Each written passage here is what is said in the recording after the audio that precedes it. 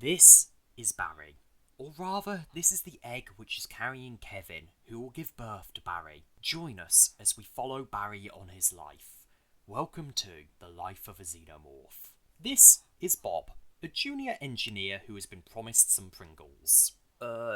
Is this where the free Pringles are? As we can see, when Bob goes into close proximity to the egg, Kevin comes launching out, and after some quick confusion, secures himself onto Bob's face. This facehugger then proceeds to impregnate Bob before dropping off. At this point, a young Barry is growing inside Bob, waiting until he grows strong enough to burst out from Bob's chest. And finally, we meet Barry, who should be destined to live the rest of his short life in a cage. But oh, what is this? It would appear someone is messing with the door controls to allow him to escape. Now Barry will flee into the ventilation system, but what will become of him now? A wild Barry has escaped containment, but now he must look for somewhere to hide until he grows big enough to hunt for himself. Welcome back to The Life of a Xenomorph. After many hours of intense slivering, Barry has found himself in a small section of this facility's ore processing plant, where iron ore is processed into iron plates. But what a surprise! The facility administrators have activated their glow golem defense bots to hunt down the young Xenomorph before it can pose a true threat. Barry must use his natural instincts to escape the golems. And what is this? Barry seems to be following the course of the production pipes. Despite being so young, the natural instinct of the adolescent Xenomorph is not one to be trifled with. And here, Barry appears to have finally found a good hiding place to grow. But the question remains, will Barry be able to escape this facility? And if so, what will he do next? After several hours of hibernating, Barry re-emerges as a fully grown Xenomorph drone. Without a queen nearby, his natural instinct is to go and form his own nest. Welcome back to The Life of a Xenomorph. Following the ore conveyor belt, Barry finds himself in one of several vehicle maintenance bays. Ooh, and it's his lucky day. This bay is filled with juicy villagers for him to consume. It would appear Barry has decided to leave a single one of the villagers alive. For what purpose, we can only guess. It looks like one of the security golems have finally caught up with Barry. However, this time Barry is old enough to fend for himself against the rival predator. With victory achieved, Barry takes his newfound villager and retreats into the mine shafts. Well, what has he got planned now? Now that Barry has retreated deep into the mines under the human facility, it is time for him to form his own nest. Welcome back to The Life of a Xenomorph. Finding a safe place to form his nest, Barry secures the villager in place by vomiting sticky hive resin, which prevents the villager from escaping. Moving into a slightly larger chamber, we get the chance to see one of the most interesting aspects of the Xenomorph life cycle. If there is no queen present within a large area, it has been known for individual drones like Barry to undergo a metamorphosis and in turn become a queen themselves. While this process can be rare, it is our lucky day, as Barry ascends into a queen. Queen Barry then proceeds to lay an egg, and now, the reason why he took that villager all makes sense. The hive has grown from 1 to 2 members. Meet Andy. Now that the hive has a new member, it is time for Barry to focus on expansion. Welcome back to The Life of a Xenomorph.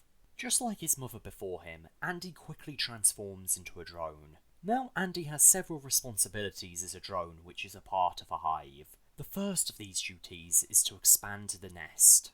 By vomiting more resin across the tunnels, Andy is able to spread the influence of his queen Barry even further, while also opening up more room for humans to be captured. Speaking of which, his second duty is equally important.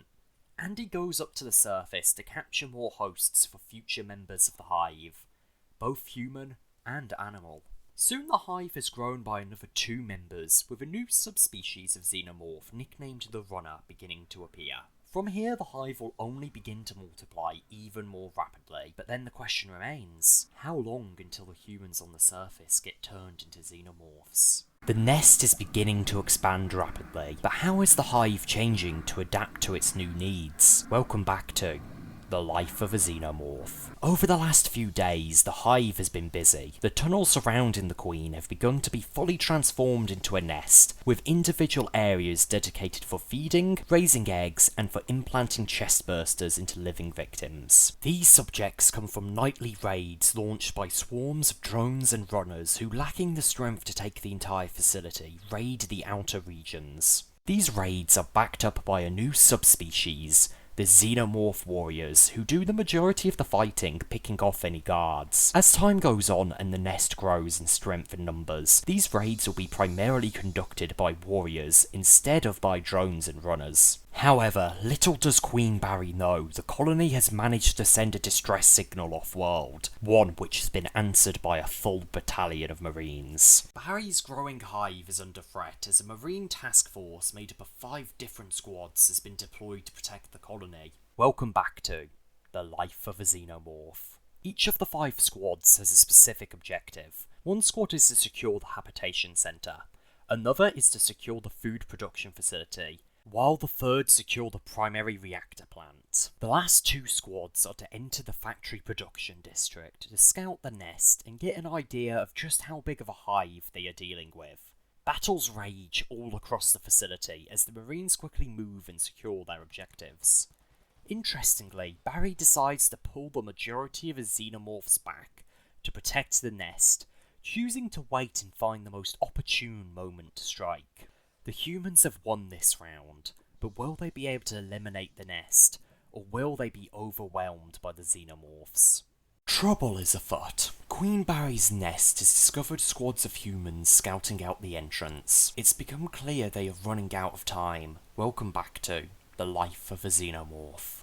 Not everything is bad, however. Barry's runner scouts have finally found a way into the facility, one which will undermine the defence force. Barry splits his forces into 2, with one group charging towards the generator district through the maintenance shafts. However, this entire assault is just a distraction to draw human forces. The real assault comes from a new breed of xenomorphs for the hive, the Nautikomorph. These xenomorphs are in many ways similar to their warrior counterparts. However, the Nautikomorph's tail is designed in a way that greatly boosts its agility in water, making them perfect for this type of mission as they infiltrate the facility through the water transference pipes. Now the xenomorphs are able to attack the food production of the colony directly, but how will the guards react? After a brutal fight for the food production facility, Barry's new Noctomorphs have managed to get another foothold deep inside the facility. Welcome back to the life of a Xenomorph. What remains of the team defending the food production plant make a hasty retreat to link up with the team defending the habitation block. While things look grim, all is not lost. The colonists still have several weeks' worth of food, and have been slowly fortifying the habitation block, turning it into the primary command centre for the human forces. Now that the scouts have found the exact location of the nest, and have worked out roughly how big it is, they are beginning to gear up and prepare to launch a strike on the nest, sending 2 squads in with flamethrowers and other weapons, which are well suited to disposing of the xenomorphs. The other 2 squads will remain at their posts to protect both the colonists and the power to the facility, since they cannot risk losing either one. This will be their best shot at ending Barry's hive before it becomes too much even for the Marines. Moving deep into the tunnels, the nest extermination teams move through the outer layers of the nest without much opposition. Welcome back to the life of a xenomorph. The Marines find themselves at what once was where Barry had started the hive. However, while there are many drones and warriors down below, there is no sign at all of Barry. The Marines make short work of the xenomorphs and quickly move deeper into the nest, but the deeper they go, the more xenomorphs appear, and slowly they are picked off one by surprise attacks from the warrior guards until eventually only 8 Marines remain. What the Marines do not know, however, is that after discovering the scouts days before, Barry had his runners do some scouting of their own, and they came across what the colonists had been truly digging for. These ancient ruins would make a perfect place for Barry to turn into his new egg chamber, but little did Barry know, him entering these ruins would send out a signal, one which would be answered by the ancestors of those who built the ruins originally.